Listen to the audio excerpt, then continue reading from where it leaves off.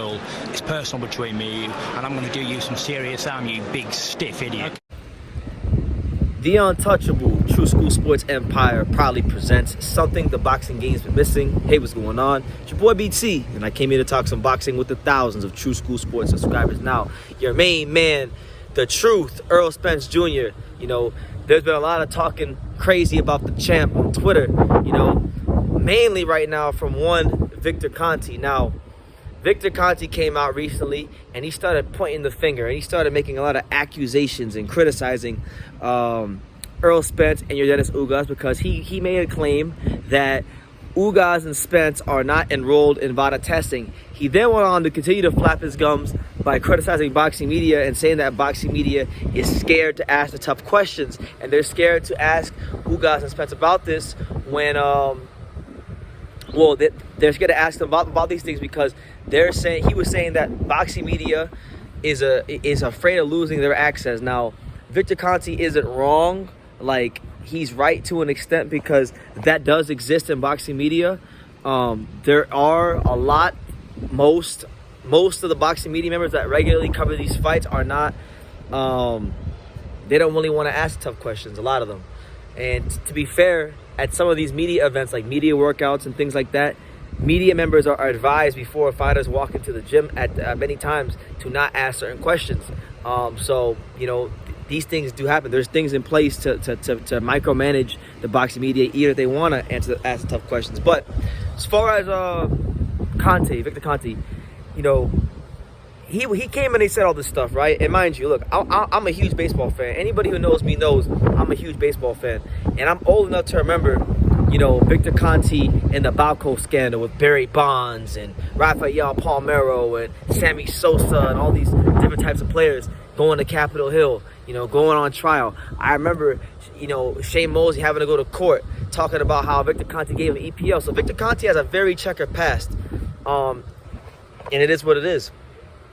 Smart man, intelligent individual. I'll never say he's stupid or nothing like that because he's far from it. One of the smartest people in the world as far as his field of, you know, being a chemist and doping and things like that. But Keith Idec, the prominent and great boxing writer Keith Idec, he came out and he pretty much said that, you know, he received a letter from Vada, right, from February the 17th that actually states that Ugas and Spence are regularly under Vada testing and Vada protocol. So he's pretty much calling Victor Conte a liar, a fraud. And listen, man, look, I don't know the man. I'm not trying to condemn nobody. We all have a past. We all have skeletons in our closet. We all have fallen short of the glory of God. So we've all messed up. But, you know, Victor Conte has even one record himself, and he said that, look, he knows how to beat these Vada drug tests. He knows how to beat these different types of drug tests. And, you know, there's a lot of crazy things that go on behind the scenes in boxing, and you just never really know who's telling the truth because people say one thing in public, and they don't really mean it when it's behind closed doors. So Errol Spence came out himself and he hit back at Victor Conte, pretty much saying that, look, you're the guy that ruined the lives and dreams of many athletes. You're in no position to criticize me. I've been in Vada drug testing since the Kell Brook fight. And look, you guys know I've had a lot of things to say about Errol Spence over the years, especially since the Crawford thing started all those years ago. He's many things, Errol Spence, but one thing that I don't think he is, I don't think he's on PEDs. I really don't, you know? I don't think he's a cheater. I don't put it past him because I don't put it past any fighter because that's how big of a problem drug testing is in the sport. But I don't think he's taking PEDs. Now, what I will say is this. Even if he was on PEDs, Victor Conte was right, at the end of the day, does it really matter? I mean, it matters, right? I care about fighter safety, but in the grand scheme of things, does the boxing industry and do boxing fans and the powers that be, do you guys really even care about these guys who are on steroids? Because from what I've seen being here on YouTube, from what I've seen, you know, just from people in boxing, nobody really cares about drug testing. People act like they care, but they really don't. At the end of the day, Dana White said it best when it came to boxing. boxing is kind of being treated like a garage sale. Everything must go. You're trying to get the most right now. Everything's about the right now. What have you done for me now? And because of that, people don't really look out for the long-term effects and health of the sport of boxing.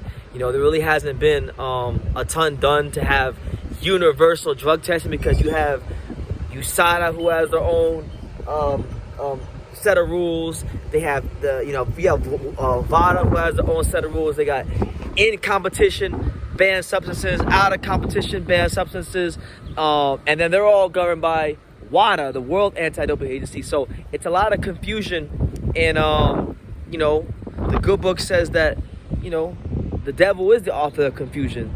So I feel like if there was really a concerted effort to clean up the drug testing part of boxing, it would have been happened already. We have enough knowledge on PEDs. We know about the side effects. We know what they can do to a fighter, both short-term and long-term. There's enough smart people, enough people with money, that if they came together and really cared about it, they would stop fighters from taking PEDs, or at least have harsh penalties. But have we done that yet in boxing? No, we have not. So Victor Conte virtue signaling and accusing Spence Ugas on PEDs, even if he's right, to being honest with you, even if he was right, it means fuck all. It doesn't. It means nothing, because we've seen guys like Canelo, who he took the hair follicle test, so shout out to him. But we've seen the rules bent for guys like Canelo and Oscar Valdez, and then we've seen Jarrell Miller take PEDs to no end. We've seen so many fighters take PEDs, but not every fighter is treated the same. And there's fighters right now that are big names, that are main eventing cards on ESPN and DAZN and PBC, that are on PEDs. But the problem with boxing is a lot of times the promoters know who's on PEDs. Hi, Leo. They know who's on watching another video on True School Sports, the home of boxing. If you made it this far, do me a favor and do yourself a damn favor. Hit that subscribe button, and surely you will not be disappointed. True School Sports bringing you the latest and greatest, the untouchable, boxing content, interviews, news videos, breakdowns, live fight reaction extravaganza. We've got a great community of people here, boxing fans all over the world, from America to the UK to Australia, and on and on and on. So join the empire today. Hit that subscribe button. Take care and God.